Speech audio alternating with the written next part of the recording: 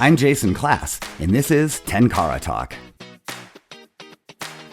What kind of Tenkara angler are you?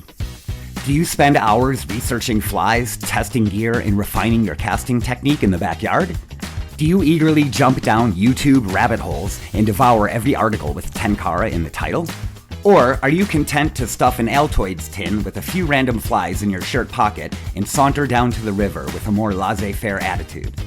We all participate in Tenkara in different ways and to different degrees. Some take a more casual approach, while others, like my guest today, are maximizers, who are dedicated to continually perfecting every aspect of their time on the water.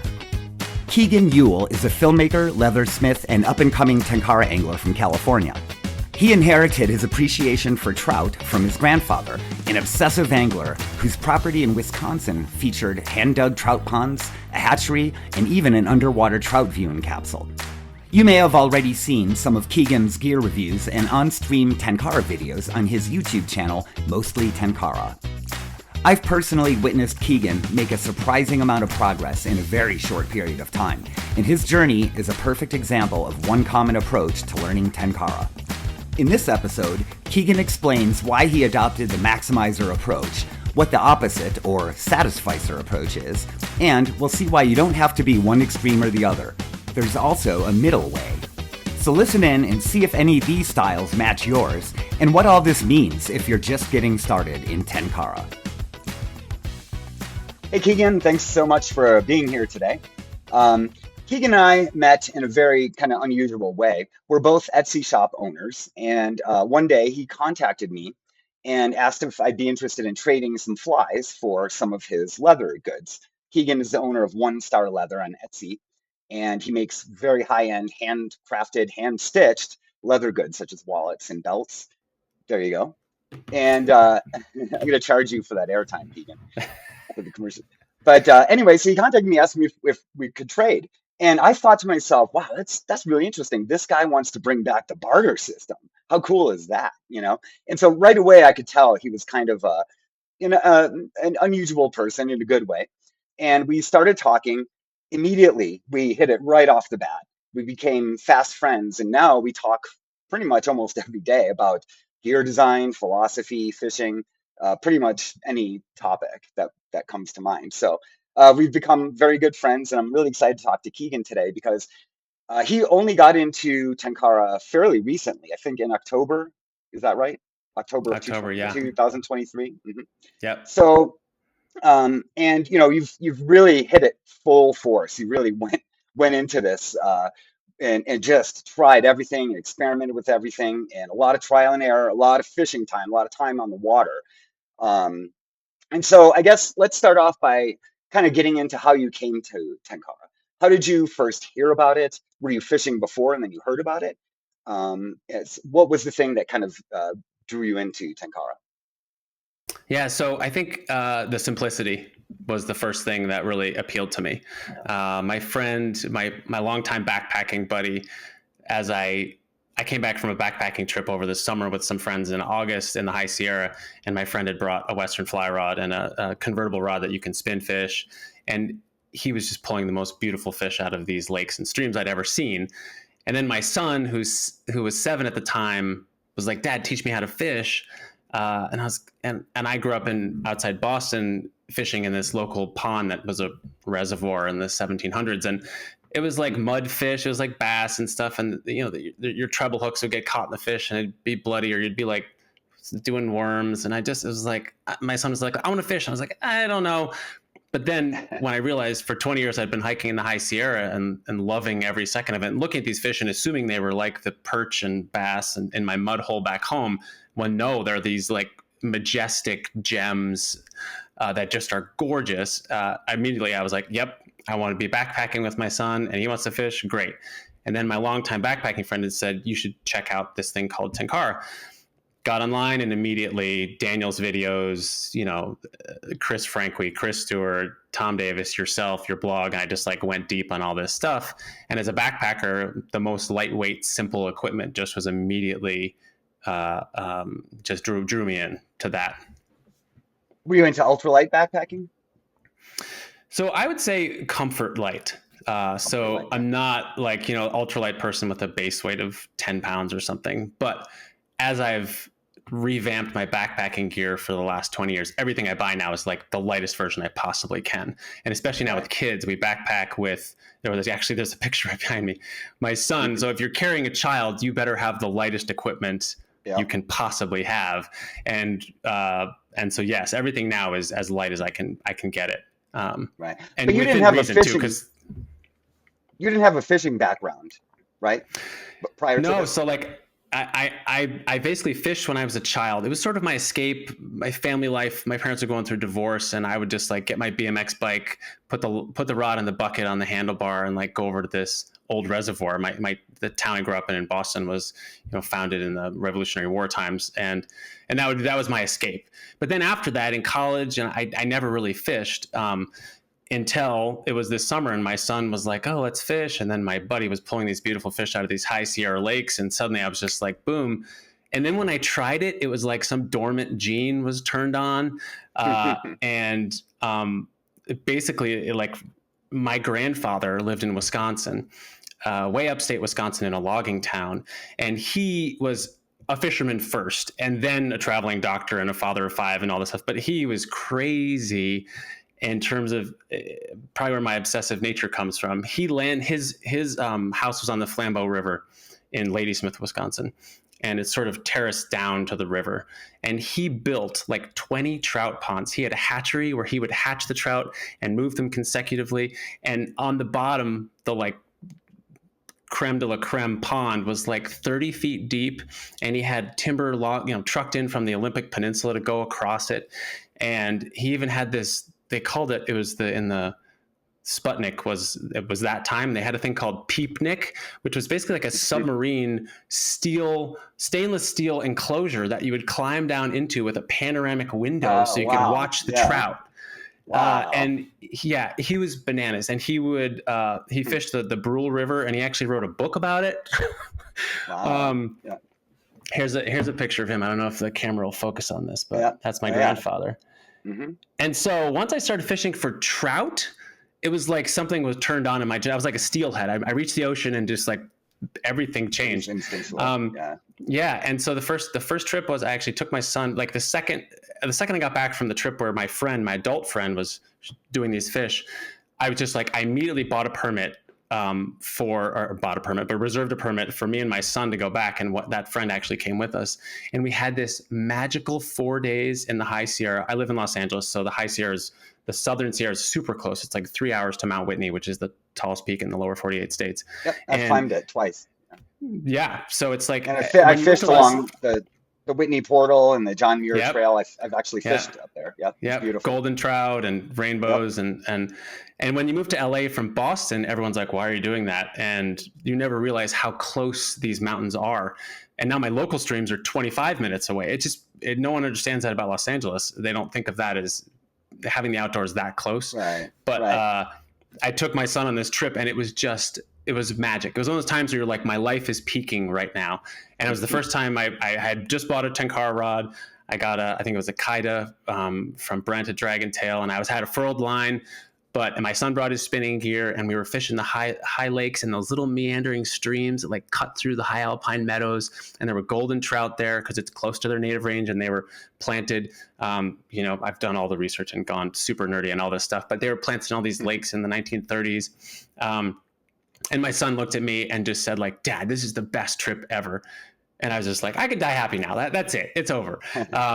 But the fishing was so fun, and so fun to carry such a minimal kit and be able to have the experience of like communing with nature. And in some way, the fish is like an extension of the water and the mountains and everything. It's like, and like holding the fish it's metaphysical. Yeah. It's isn't it somehow, it feels freer to me when you don't have all this kind of gear that you have to manage and wrangle and finagle. And, it just seems like you have a more authentic experience when you're not constantly obsessed with what your gear is doing, right? 100%. And like, what's the design principle that some famous designer said, the design is not finished when you've added everything. It's finished when you've taken as much as you possibly can away.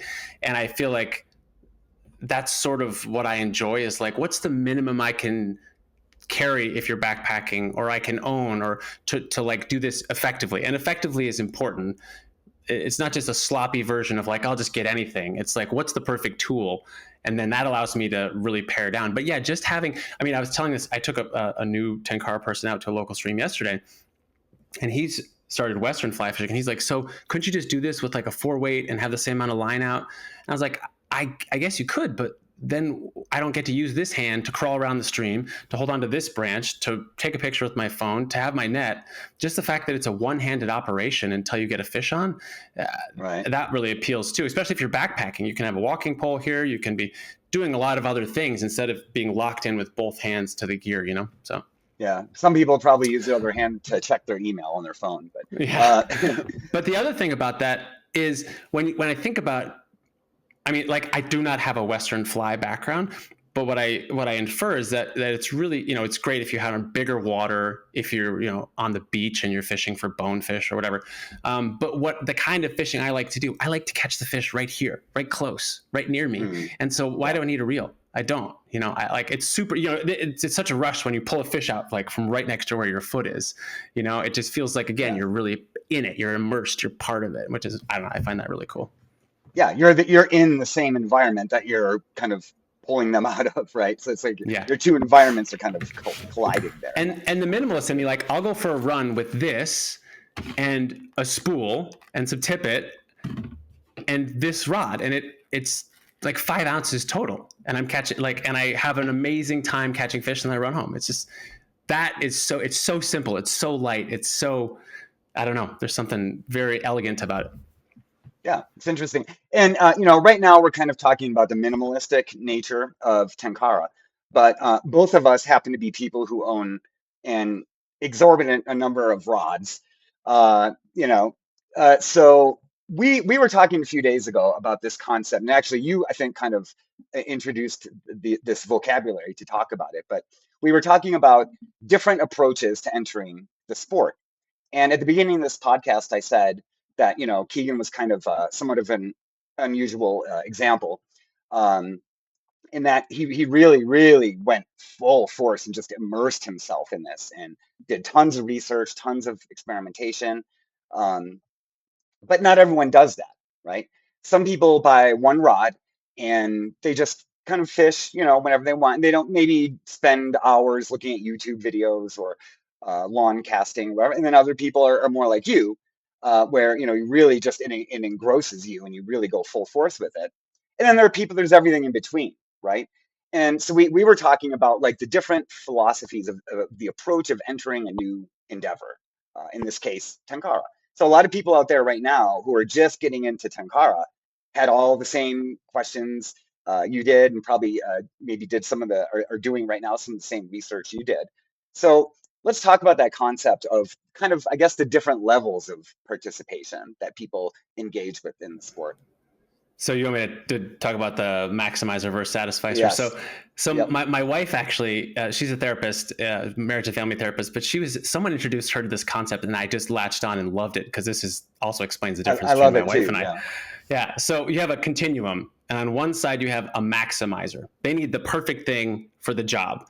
Right. And that's me, that's my mother, that's my grandfather. And you can't maximize everything in your life, because that's all you would do. You would be handicapped. Right. And then there's the satisficer, which is like, oh, that's satisfactory. That'll suffice. That one's fine. Just get that one. Let's go. Where the maximizer is like, no. I'm going to look at 10 of these, and I'm going to find the one that's perfect for my situation and this situation.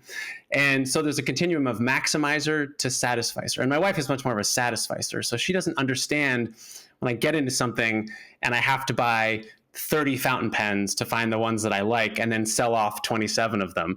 And it's the same thing's happening with rods. It's like, and it's tough too when you can't walk into a Big Five or somewhere and actually handle the rod, because, you know, it's just such a visceral thing. And so I end up having, first of all, I put a huge thank you to all the people that have blogs or YouTube channels talking about the rods, because that helps immensely when you can't physically handle something. If you're ordering it from Japan or somewhere, there's not a store that not many stores you can walk into and swing a lot of different Tenkara rods and sort of compare them. But that's what's happening with Tenkara rods. It's like, I don't want to buy more Tenkara rods, but I'm like, yeah, but what if that one's a little bit better for this stream or this situation? And so now I probably have, a dozen or more than a dozen, but then there's also this sort of expand and contract in collections. It's like you expand to figure out what you like and then sell them off. And then you get down to like, oh, these are my favorites, and I do that with everything. I did that with kitchen knives. I mean, fountain pens, right. All this That's stuff. your life philosophy. That's your approach to everything. Yeah. And like I said, you can't do that with everything. Like, I don't maximize my shirts. I have a stack of shirts and I just pick whatever's there. Like, there's just not enough time in life, but it is interesting. And that's where I think you and I vibed immediately, because you were talking to me about, okay, we could do a leather holster for the rods when I'm and you wanted the perfect thing for this situation. I was like, I understand this, man. Yeah, we're both sick, Keegan. We're both very, very sick people. Yeah, it's a disease. But it sounds to me like what you're really saying is that we can kind of sometimes flip flop the roles, right? Maybe with some things we're the maximizer, other things we're a satisficer. For example, to me, I don't care what kind of dishes I have, right? It doesn't matter to me if they're $20 Walmart dishes or fine china. But I care about what pack I wear, right? Or what waiters I have, right? So I think all of us, maybe, to some level, we are different roles in different situations, right? And that's okay. And it's like, it's interesting, with my wife, she is a maximizer about certain things. And I'm just like, why do you care about that? And we're all a little crazy, and like in a relationship, it's kind of about if you can put up with the crazy, like whatever your partner is, what kind of crazy they are, can you put up with that? And if you can, then you're good. But we're all crazy about different things, and she doesn't understand why I need to have 6 nets. Why do you need 6 fishing nets? Why? The fish goes in the net. What's the problem? Well, I never understood why my wife needed, 50 pairs of shoes, right? You've got black and brown. What else do you need, right? Exactly. It's all priority, right? But I think the important thing to note here is that it's okay, whatever level you want to participate with in Tenkara, it's fine. You don't have to go spend $10,000 on a bunch of rods, and although that does seem to be a very common approach. The first trip I took was the Kaida and the line, and I had the time of my life, and I could just repeat that. That's totally fine. There's nothing wrong with that at all. You'd be just as content if you stayed with that. Exactly. Right? Exactly. And there's another certain pleasure of like, we can get into this, the handmade nature, this like, like the best things in life aren't things. But if it is going to be a thing, it should be beautiful and elegant and simple, and it should bring me joy when I see it in that Marie Kondo way of like sparking joy. Yep. And that's another thing that I think we share too, is like, you can have a net from eBay from China for $25, but you can also pay a craftsman to hand make one for you, and the amount of that just feels great. And I would pay more for that if I have the money. Agree. And I was just about to say that another thing we clicked on was just our sense of aesthetics. For some people, they don't care what a rod looks like. They don't care if it's handcrafted or if it's mass produced. Some people just don't care. Other people, like to me, fly fishing is an inherently aesthetic sport, right? Look at the old Norman Rockwell paintings of the wicker creel and the river runs through it. leaning up against just the poster for a river runs through it. I mean, it's like this beautiful elegance. Yeah. It is. But the places trout live are beautiful. Everyone comments on the riparian environment, how beautiful it is. The fish use aesthetics to gauge if they're going to take a fly or not. We use aesthetics to create the flies that we try to fool them with. So everything about our sport is visual. So I agree with you. Aesthetics do matter to me. Now, if a rod is super ugly or something like that, if the action's good, I'll still fish it, but I won't like it. I won't like it as much as if it looked beautiful. But that's the other point. I think it goes hand in hand, especially with gear choices, is the aesthetics are one thing. That's how it looks, but also the feel. People talk about casting feel, and you can have a rod that looks beautiful, but maybe it doesn't vibe with you as much in terms of how it casts. And you hear people talk about, once they've fished a bunch of rods, it's like, okay, well, I love the feel of this one, or like people are in love with the Oni rods or in love with these rods or whatever. And that's the other part of it too. How does it feel? Even like the Oni rod. So this, this came up. Jason was like, this is the Oni one. It's a legendary rod. I did not need another rod. Jason was like, hey, they just posted these bamboo handles, and these are hand selected by the master, and then hand carved. They're one of a kind. And I was just like, Jason, why are you doing this to me? But this is a rod I'll have my entire life. And the tactile feel of this is incredible. The motion is incredible. And yes, it's more expensive. But there's a saying too that I kind of prescribe to. You'll have to save your money. You have to spend a little bit more, but what are the exact words? I wrote it down. Right. The bitterness of poor quality remains long after the sweetness of low price is forgotten. And I think you can have 3 rods and you're like, I can only spend $75 on a rod. Cool. But you're going to end up maybe buying 4 of them.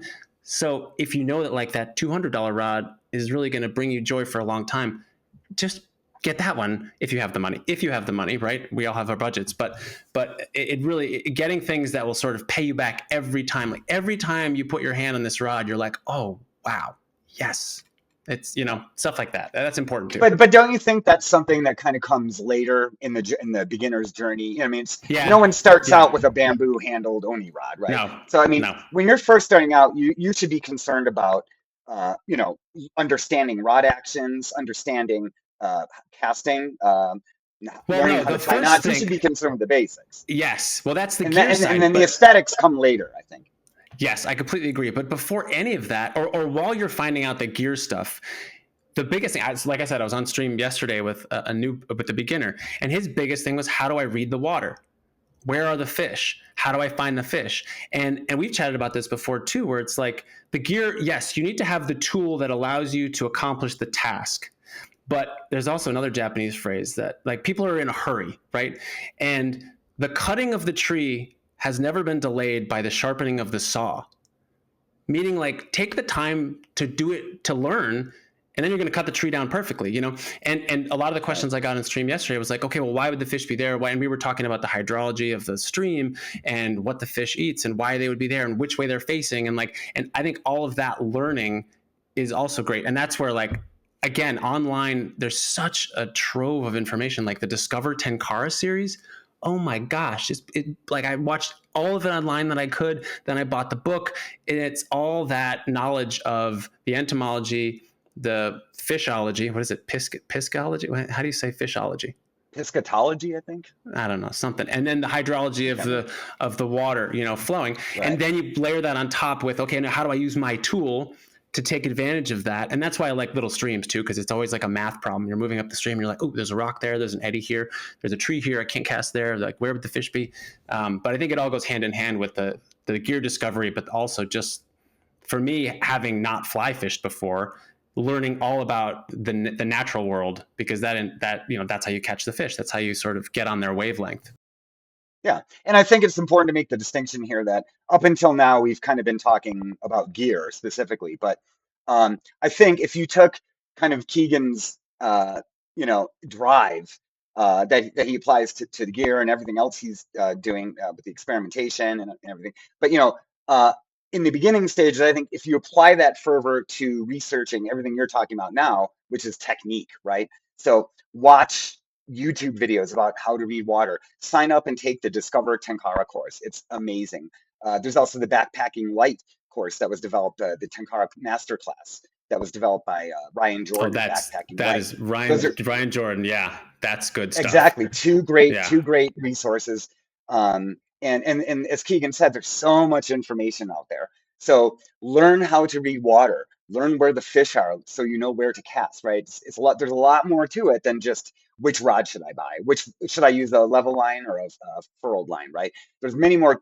You need the gear, and that's all important. But even more important is learning how to fish. Right? And so techniques.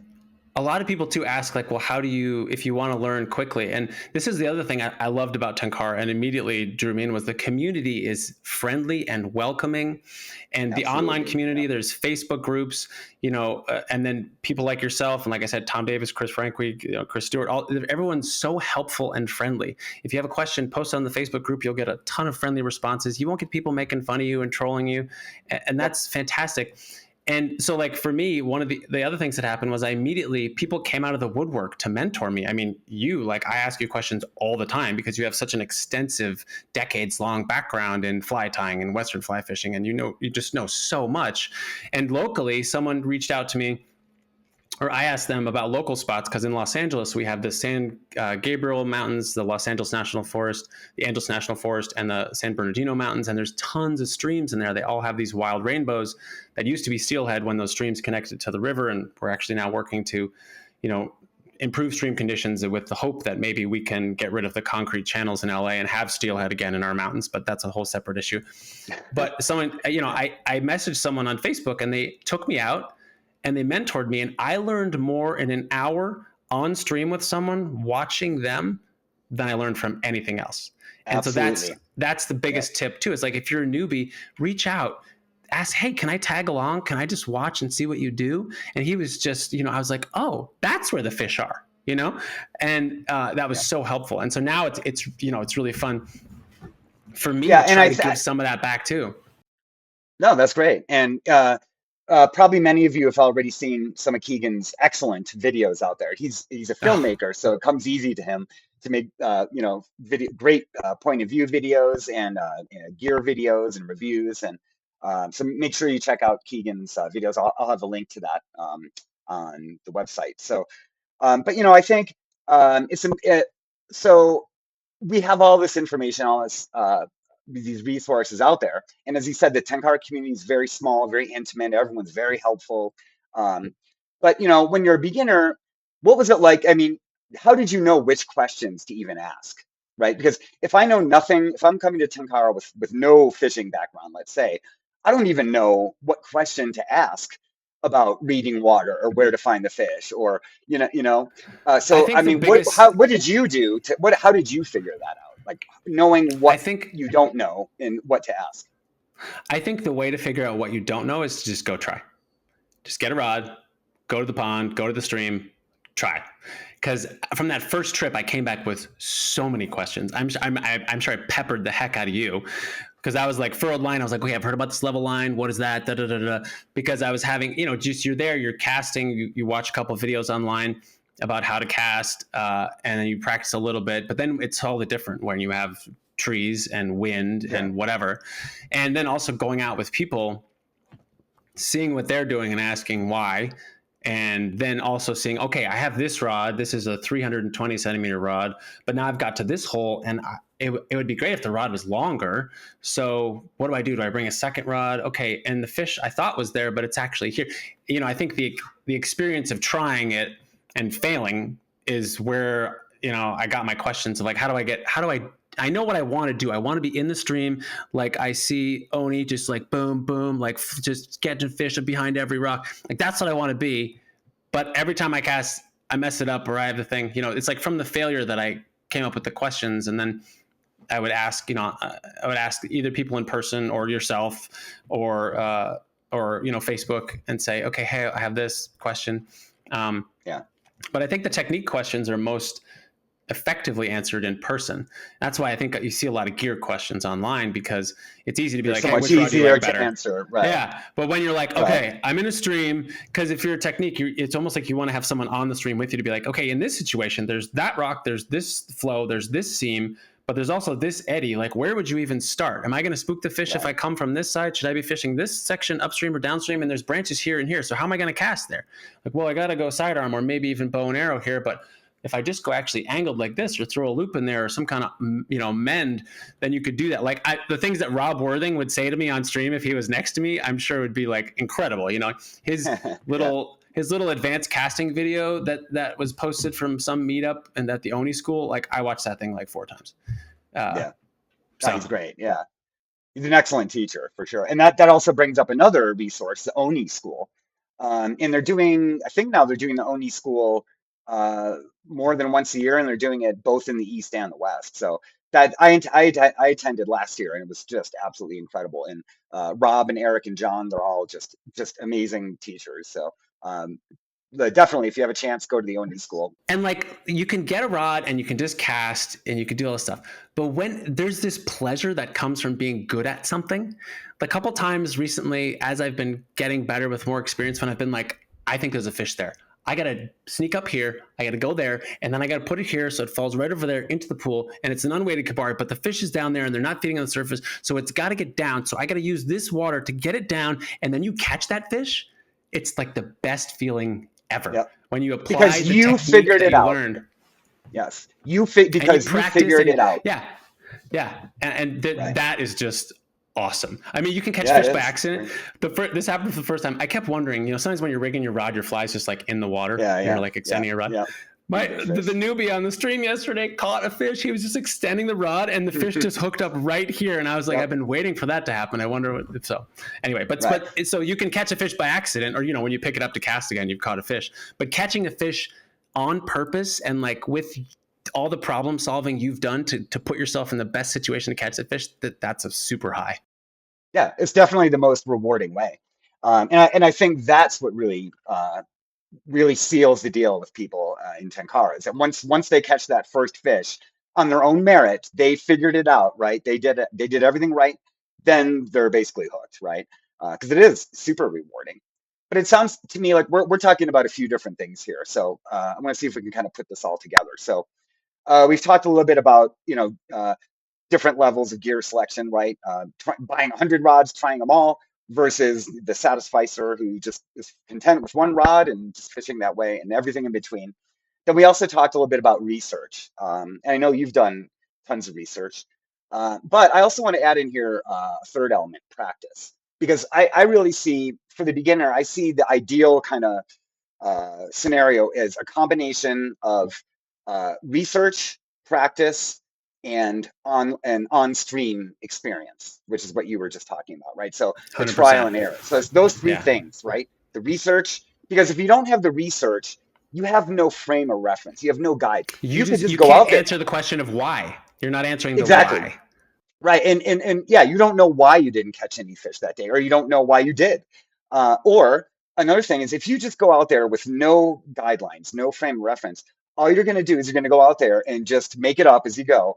And I guarantee you're going to form bad habits that you're going to want to unlearn later. Right. So why not start off with some guidance, right? Whether it's from or just combine guide it. or Yeah, like have a session with a mentor, then go off and try it yourself. exactly. And just get a little bit of everything. Yeah. Right, exactly. So you combine it with every time you watch a video, think about, okay, well, wait a minute. I'm going to keep an eye out for that situation next time I'm on the stream and see if that comes up. Or, just trying to, in other words, trying to connect the dots between these things, right? Yeah. Right. The practice, the theory, and then the practice, the theory, and the experience. So, but also the practice, right? Lawn casting.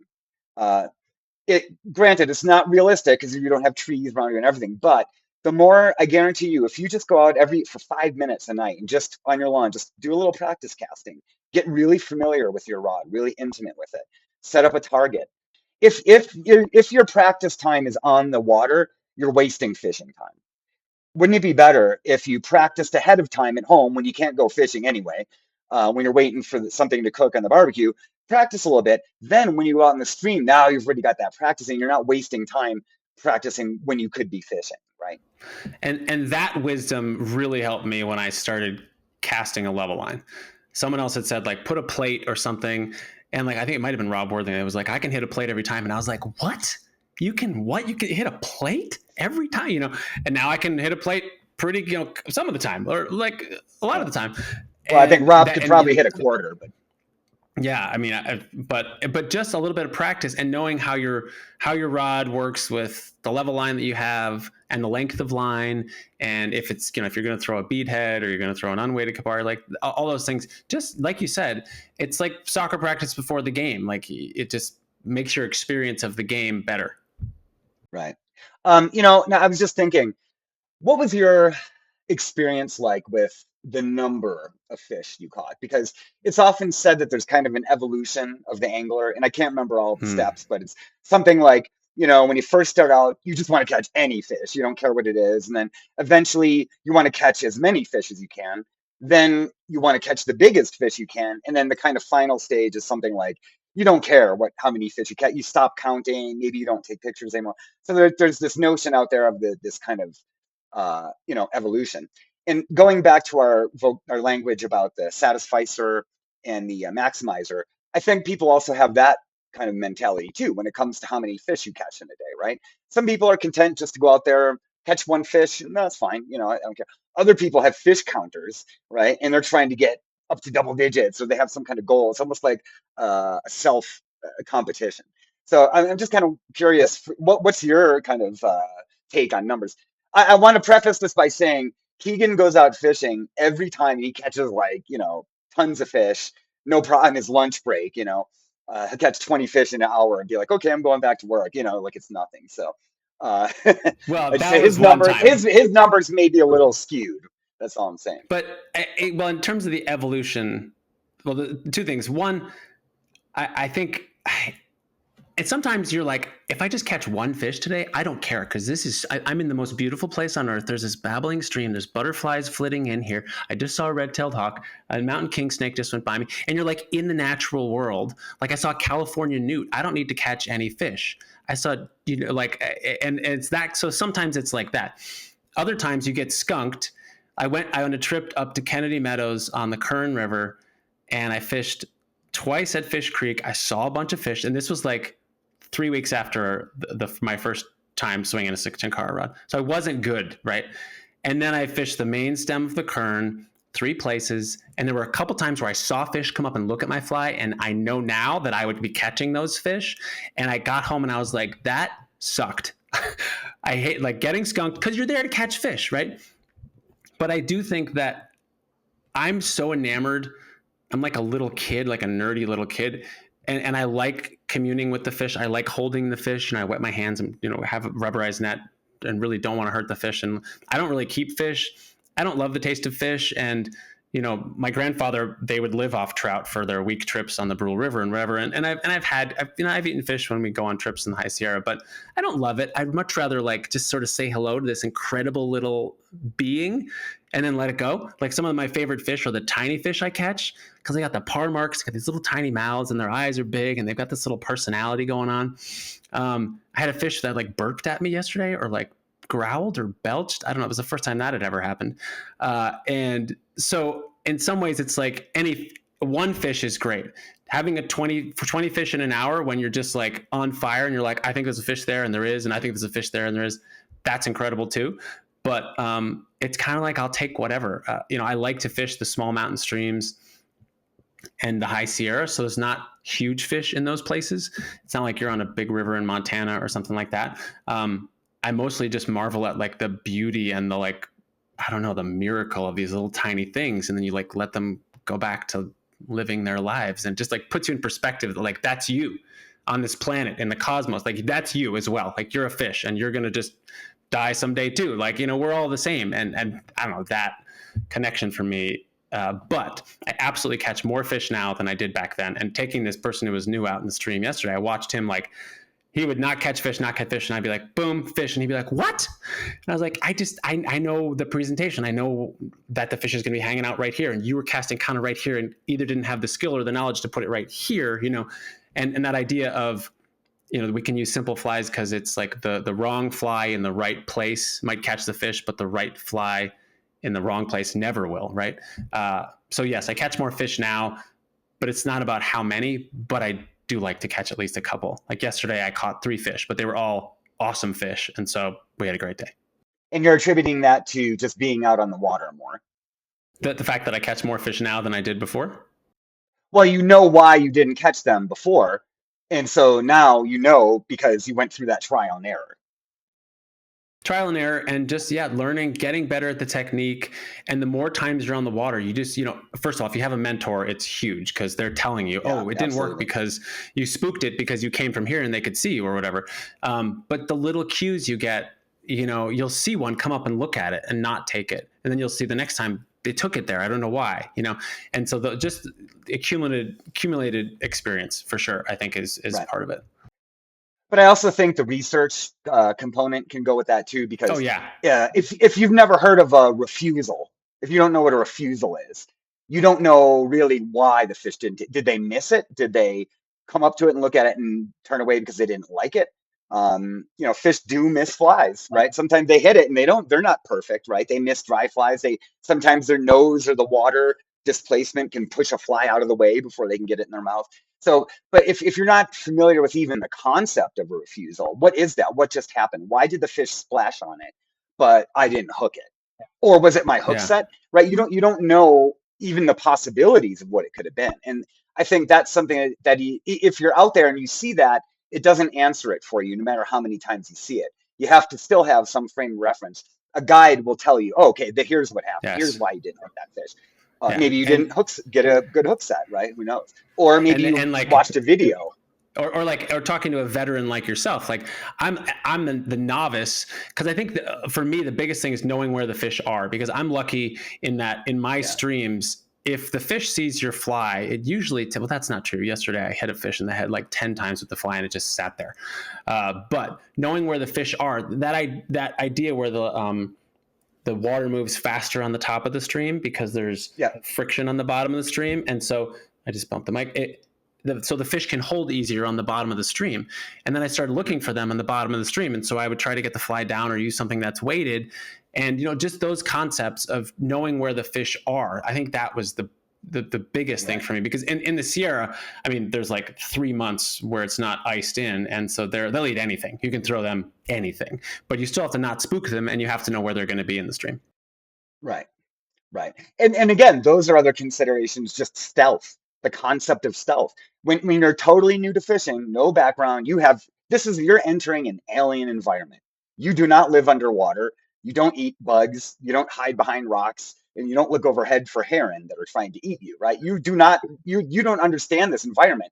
And if you just go out there without any kind of understanding or knowledge or anything, you're not gonna enter into that environment gracefully. Let's put it that way. And you might end up scaring all the fish. And this is where the biology of the fish makes a big difference, right? There you can see, okay, if there's a cone where they can see you, and then you were telling me like, oh, they see best in red. That's why some flies have red, or like a hot spot of orange, whatever, And so knowing that, my local friend that took me out was like, you got to wear camo. When the fish are this spooky, you got to move super slow. And if you wear camouflage, you will have more luck. And I bought myself a camouflage sun hoodie, and I had a lot of luck the next time I went out, and it's like tips like that. Just knowing the biology of the fish, how their eyes work, and it's like, I'm a nerd, so I love that stuff. And I dive in, from the biology side and just all that interest. But sometimes you just want to catch the fish, and you don't care about that stuff, but learning it does increase your yield, I think. Absolutely. And I think, again, just to, reinforce the point, there's a lot going on in a stream environment. There are tons of little dramas playing out all over, even within this small space. It's a very complex environment there. And if you just go out there and you don't really know anything about what's going on, you don't even know what to look for. You don't really understand what's happening unless someone tells you, or you saw it in a video, or you read about it in a book or something. It's not something that's going to reveal itself to you just by going out there a bunch of times. For example, knowing that the current on the bottom of the stream is slower than what you see on the top. Yep. So every time you go there, that pool looks like it's the same speed current, and you don't know that 3 feet down is completely, it's half the speed or something, right? 100%. That's something it's invisible to you unless someone tells you, right? So there's certain things you can. There's certain things you can garner, right, just from experience, and empirically, and then other things you're going to have to learn, right? And so that's why I'm saying I think this 3-prong approach, right, the practice, experience, and research, really, that's a solid strategy, right? And it doesn't matter if you're taking this casually and you're just going to go out once a month and have one ride and you're happy with that, or if you want to go full force and you're studying entomology and buying 100 rides, doesn't matter. I think that approach, that 3-prong approach, applies to everyone. And like you said, it's different than sitting on the shore. And again, this is why I didn't think I was interested in fishing, because it's different than sitting on the shore of a lake or from a canoe and just casting.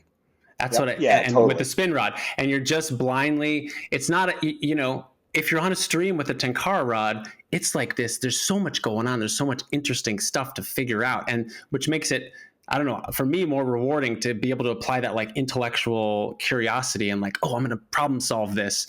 And that's why I was like, okay, my son, I'll teach you how to fish. But like, if we're just going to be spin casting from the dock, whatever, But once I was like, oh, we're going to be walking up a stream, which I love anyway. I've dreamt, like, my entire life since I was a kid, I've dreamed about having a little mountain creek run by my house, and then I moved to Los Angeles instead of Montana, but whatever.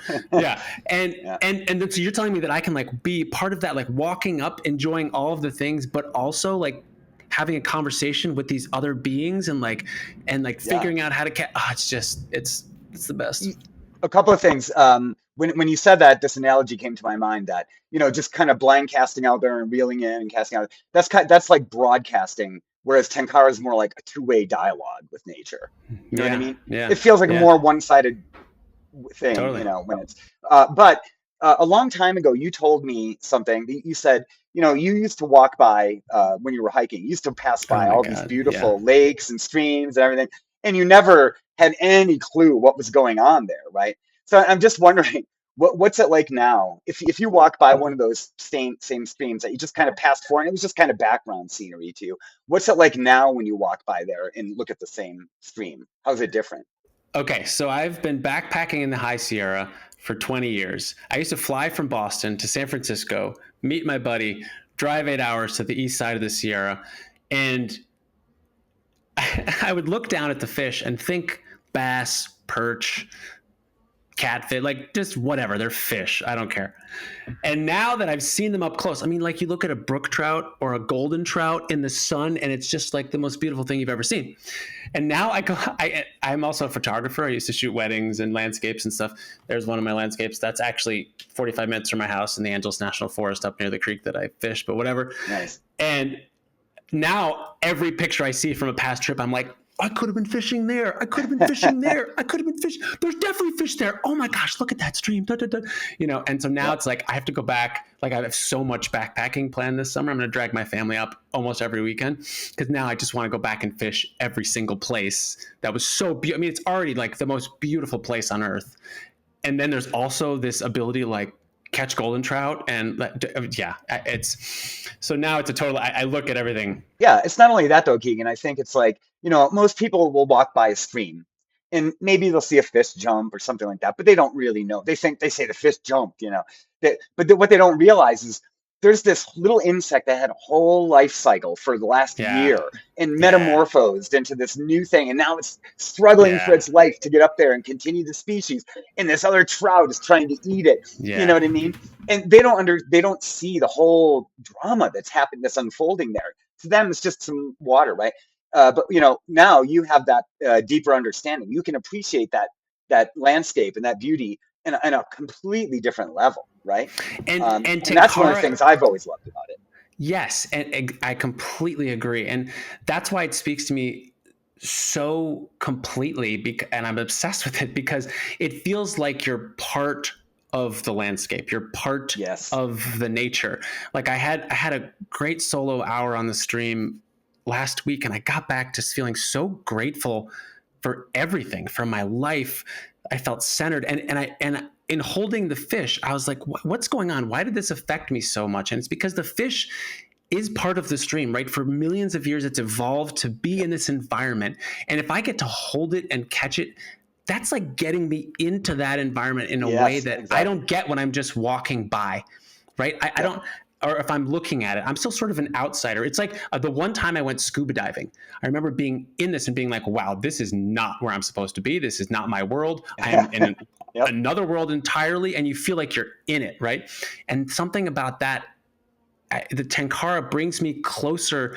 And having fished a little bit other style, again, I don't want to cast 60 feet away from me. I don't want to catch the fish over there. I want to talk to the fish right here. Like the ones that are like, dude, let's get some beers. Let's have a cigarette. Like, if you smoke, let's have a cigarette. Let's talk about this. Like you want to like get close to the nature. That's why I like backpacking. You're sleeping out, you sleep under the stars, you sleep in a tent, whatever. You get immersed in it and you don't have a distraction of a phone. You don't, all that stuff. And so, yes, I feel like Tenkara, because it's so simple and so immediate proximity wise, and also just like speed wise. I mean, you're going up the stream, you're like cast, drift, cast, drift. In 30 seconds, I can pick apart a pool, cast 7 times, and catch a fish. Can you do that with other gear? I don't have the knowledge and the experience to say that, but I'm inferring that would be a lot harder to do, I have a video on my website where I show why the Tenkara is more efficient, because you don't have to shoot the line only to retrieve it and then I've watched that. Yeah, I've watched that video. Yeah, okay. Yeah, it's a great video. I think it is more efficient. But I love what you said about the environment, because the way I look at it, it's pretty much the same way you said. The fish live in one world. I live in a completely different world. And we live in alien worlds, and neither of us can survive. And neither of us really have any direct communication on a daily basis, right? Um, but yet we make this effort to go out there, and we enter their environment. We walk in the stream, and we enter their environment, and we catch them, and we pull them out of their environment. And for that brief moment, there's this commune, Yes. where Yes. our worlds meet for a moment, and then it's all over. And And it's just that this. It's like the that summiting of little a mountain, moment. right? Yes. Yes. 100%. You don't 100%. stay on the And summit for an hour. You stay up there for a few minutes, and then you get back down, right? right, But and it's then you go back that, to your life. But right? also, so this also sort of dovetails into conservation and how a lot of fishermen are into conservation, are into preserving wild spaces, right? And it's because when you get that glimpse, you realize that this whole other world that, as you know, as what humans are, you could argue we destroy. There's trash everywhere. And it leads you to want to protect it more, in the same way that, like, Yes. astronauts say, if everyone could just go to space and look down on the Earth, we would be way more concerned about preserving the Earth for us, because it's our only home, And it's the same Yep. thing. It's like when you stand on top of the mountain, you're like, oh my gosh, we got, John Muir, all these people that made the first national parks and set aside the land. It's because they stood up there and they said, wow, they felt that connection, and they said, we have to preserve this. And so it's funny Right. that happened to me. I mean, like I said, I've been doing this for 3 months, and I'm already like working with nonprofits trying to figure out how to improve the trout conditions on the stream that I have that's closest to me. There's a dam that was made in 1940s that we're trying to remove. There's a bunch of places in the Southern California where we're trying to make steelhead passage still. And it's like, I never cared about that before, but now it's like so important for me to protect this piece that I got a little glimpse of by, through the act of fishing. It's beautiful. Yeah, and no one's going to protect something that they don't care about, and they're not going to care about it until they see it and appreciate it, right? So, Yeah. yeah, agree. Um, so you're about what, 7 months in to Tenkara at this point, right? Right? I'm 7 months. so stupid. Yeah. Where do you see yourself right now? What stage are you in? How are you feeling about your gear selection? How are you feeling about your skill level? Um, Yeah. where is Keegan right now? I feel like I like my obsessive nature plowed me through the beginner stage. So now I can say that I think I'm, novice intermediate. And but like learning still is obviously paramount. I know enough to teach someone that's never done it, the basics, and that's it. That's all I know. So now with the gear, people like yourself have roped me into buying just pieces of art like this. Not roped me in, but you were like, hey, you should check this out. I'm just Didn't saying, take much rope. might be something you're interested in. Yeah. And so, yes, I bought a bunch of rods, and I already am telling, like, okay, I really like this rod. This one is not getting fished, and that's what I do with any kind of collecting. I'll have to get a bunch of things. Like I have a bonsai tree collection, and that's another. And the other thing is, I just really love the Japanese aesthetic, the simplicity, the attention to detail, the craftsmanship. I mean, someone in Japan will do the same thing their entire life and get so good at it. Tokonami teapots, the kitchen knives, just everything. And so right now I have gear. I have too many rods. I want like a very small set of rods, a couple rods for each situation. And for me, I'm kind of thinking that in terms of like small stream rods. I really love this Nissin Pocket Tenkara or Tenkara Mini because it's so small. Also the Dragon Tail Talon Mini, just these pocket rods are great because I could put it in my pocket. I'm not attracting attention on the stream with people who are like, oh, are there fish in there? And I can run with it. It's just great for small streams, for quick outings. And then shorter rods, like you said, you really like the Coco 290, and in that 290 to 320 range is just great for my little streams. And then there's the larger rods for the larger streams. We have some sort of larger rivers, and that's in the, always in the sort of 360, 400 range. And then like next weekend, I'm going to my buddy's place at the South Fork American River, which is much bigger, lots of space, and also the high alpine lakes. Listening to you talk about it and Chris Frank, we talk about it, you really want a long reach and the ability to throw a long line to reach farther. And so I think that's like sort of three categories: small water, lots of space water, and then the middle. And so I'm just sort of testing out rods right now and sort of feeling what I like. Do I like a stiffer rod? Do I like a softer action? If it's a softer action, but you're in tight quarters and you can't really steer the fish because it's so soft. Like a soft rod is just so fun because you feel every twitch of the fish, but then maybe you don't have quite as much control. So I'm kind of in the experimental phase, and I'll take a different rod out every time.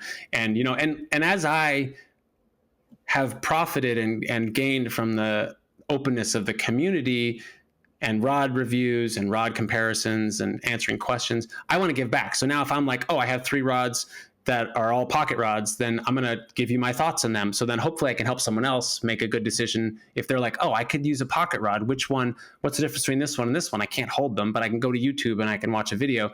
So, I'm trying to sort of contribute to the general good in terms of giving back. But I think in terms of where am I just want to fish as much as I can, but I also know, like, I have 2 young kids. I have an 8-year-old and a 4-year-old. There is no time. There is 0 time. And so but you're getting them into it right now. You've been taking them out. Yeah. So like my son loves backpacking. I mean, the trip we did in October, there's a video of that, looking for golden trout in Humphreys Basin. He hiked for 3 days with a full pack, 6 miles a day. So I'm so grateful that they're into it, but also it's, nature versus nurture. We had them in tents when they were 6 months old. And if you start them that early, it's like they understand and they kind of just go along with the flow. It's normal. So but I'm trying to do as much as I can, but I don't have the luxury to be like, oh, I'm going to go fly to Denver and fish the South Platte with Jason, or I'm going to go to the San Juan meetup, because I have kids. And like when you're in a relationship that works, you can't burn too much relationship capital by being like, hey, I'm going fishing for a week. See ya. Unless there's some sort of payback. So, and I have the flexibility in my 2 jobs where I'm a screenwriter and a filmmaker, and I have the leather goods business. So I can work a couple extra hours in the night, and then I can go fishing for half a day on a Thursday when the local streams aren't going to be crowded, But it's really the 2 places I fish most are my local streams in the Los Angeles mountains, which are great. They're fantastic. They're really fun. And not a lot of people know this, but the Mount Baldy, which is 45 minutes from my house, is 10,000 feet. I mean, we have real mountains. I've hiked that too, actually. Yeah, right here in LA, we have real mountains. And then the High Sierra and the Eastern Sierra specifically, I just do as many trips as I can up there. So those are the 2 basic places I fish. And my goal is to just fish the gear that I think will work and just keep refining. Like I just got on Tenkara Marketplace on Facebook, the Kurenai 45. And, like really long 450 centimeter rod.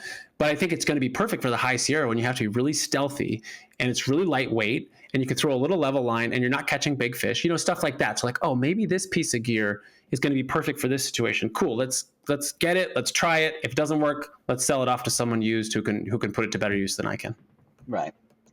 Okay. So, it sounds like you're pretty well set in terms of gear. You're getting out, so you're getting tons of experience. I think at this point you fish probably twice as much as I do, but so you've got those 2. What's next for Keegan? What about fly tying?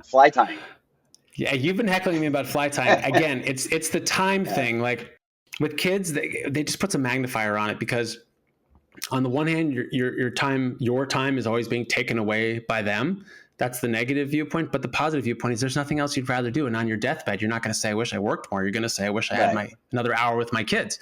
And so I'm trying to focus on them and really just pare down everything else to the minimum. Like do the things that are important to me. And fishing now is in the exercise category and also in the mental health category.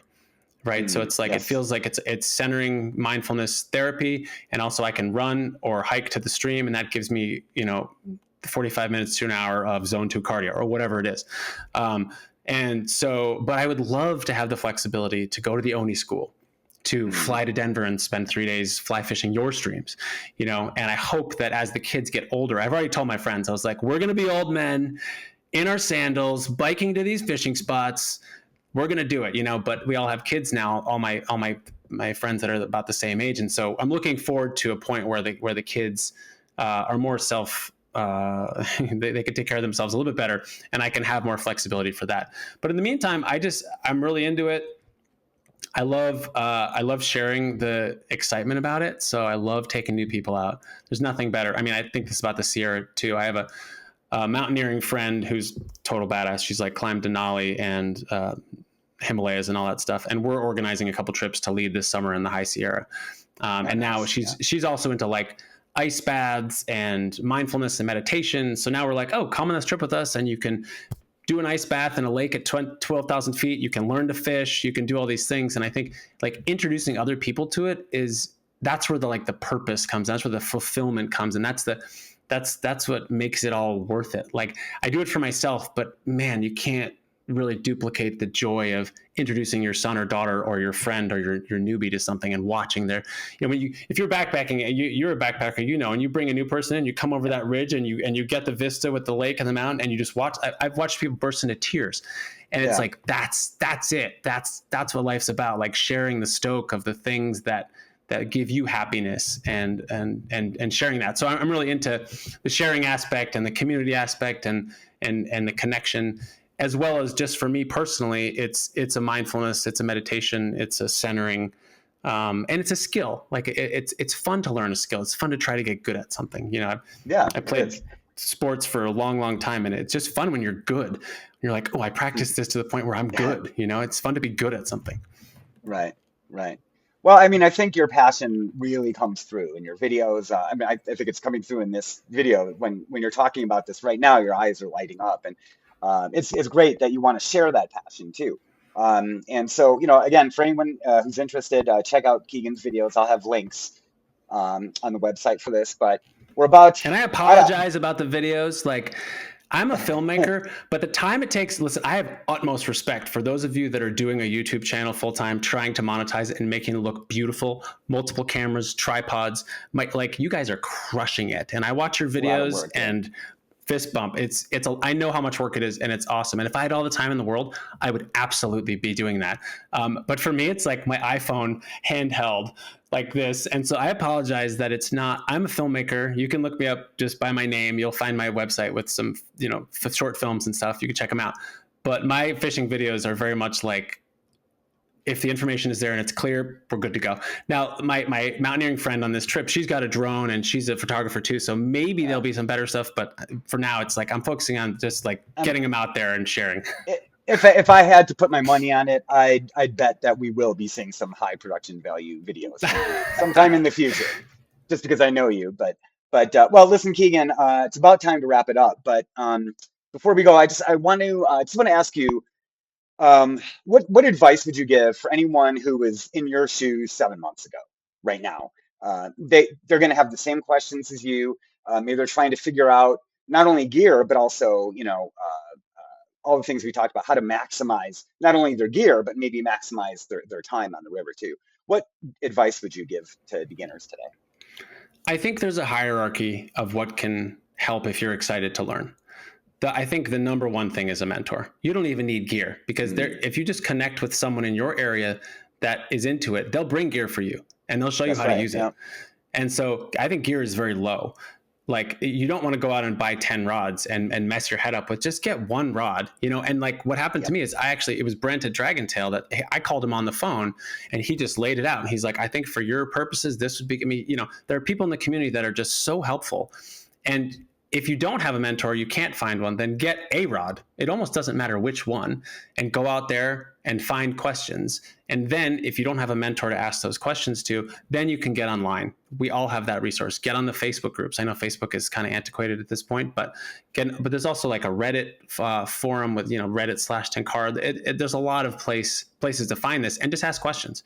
And ask as many questions as you can, because people want to help. But I think the number one thing is have a mentor. Number two would be like, spend $100 for a full kit and go out and practice, and then get online, watch as much as you can. Because every question that you have, someone else has had it and it's been answered. Exactly. Jason has answered every one of your questions already in a video or a blog post. He's been doing this for so long. Every time I have a question, he's like, have you read this blog post of mine?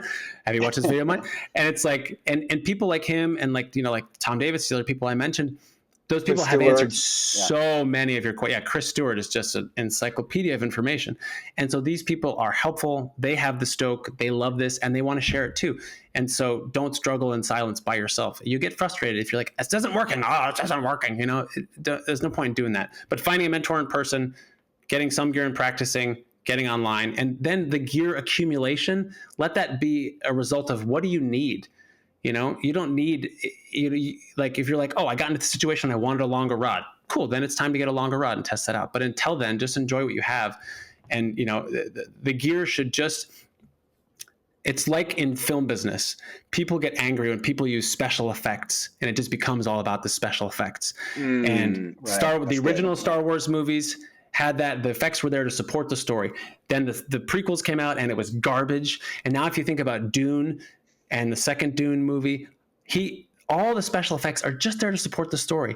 There's a huge spaceship, but it's just right here. It doesn't matter, right? They're not giving you this hero shot and the gear is the same way. The gear is to get you out to have the experience. The experience is the important thing. And that's, again, the minimalism of Tenkara. Like, you don't need a lot of gear. It's just an excuse to get you out, to remind yourself of your place in the world and in nature. And then that recharges you. And then you're a better person the rest of your life. Yeah, I think that is outstanding advice, Keegan. So, boy, thanks for sharing your kind of journey with us in Tenkara. And I will have all the links mentioned in this video on my website, tenkaratalk.com. So be sure to check out the accompanying blog post that goes with this podcast. So, do we have time for me to ask? Do we have time for me to ask you a question? Oh boy, sure. So, you've been doing this. You were like one of the first people on the ground in Tenkara with Daniel, and very early on. And you've been pouring your heart and soul into the blog, into all this stuff. You're fly tying. Every Facebook post you have an answer. You're answering, and you're friendly. Why? Not why, but like, what drives you, and why is this? What keeps you going? Because your stoke has been going for a long time about this. And what is it for you? Yeah, I don't know. For me, I think someone asked me this question before, and I think I said something like, I couldn't not do it. Because before I even learned about Tenkara, I was writing a blog about ultralight backpacking. And that was my passion. Yeah. And then I kind of found out about Tenkara, and I had never intended to use it for anything other than backpacking. But I fell in love with it, like you, and because you were fishing Western at that time, right? Correct, right. Yeah. And I figured, well, I'll fish Tenkara when I go backpacking, and when I go regular fly fishing, I'll use my Thomas and Thomas or my Sage or whatever. But it just didn't turn out that way. It turned out I connected with Tenkara so well that I just did that. But I suppose it's maybe part of the same reason you make the videos. Once you're so passionate about something, you almost you can't help but share it. Yeah. Right? Yeah. And it's almost like you want to infect someone with your cold, kind of, Yeah. And so it's just a natural instinct for me if I love something, I want to share it with the world. And it turned out that I happened to be okay at blogging, and you're great. You're great. It just came naturally. Not okay. You're great. Yeah. Yeah. It's debatable. Blog is great. But, well, I appreciate that. Not for us on this side. Not for us on this side. You do a fantastic job. Yeah. All right. Well, thanks, man. All right, Keegan. Well, let's wrap it up. And I'm sure this won't be the first recorded discussion we have, and it certainly won't be the last conversation we have, because I'll probably talk to you tomorrow about some crazy design that I came across or something. The second the Oni Toshiro hits my mailbox, you're gonna hear about it, boy. Yeah, I'll get a call then. Yeah. All right, man. Well, hey, look, I'm so excited for you. It's been so great for me to kind of watch your evolution and see where you are now and everything. And I really appreciate people like you in the Tenkara community, and even better that you're sharing your passion with everyone too. So, well, same. I just feel lucky to have found such a cool community and such a cool hobby pastime. It's great. I'm stoked. So yeah. Yep. It's great, man. All right. Well, until next time, Keegan. Sounds good. All right. Take care. Bye. What's your approach to Tenkara? Are you a maximizer, a satisficer, or somewhere in between? Let us know in the comments.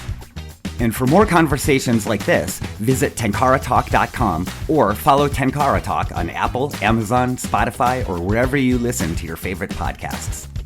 I'm Jason Klass. Thanks for catching episode 16 of Tenkara Talk.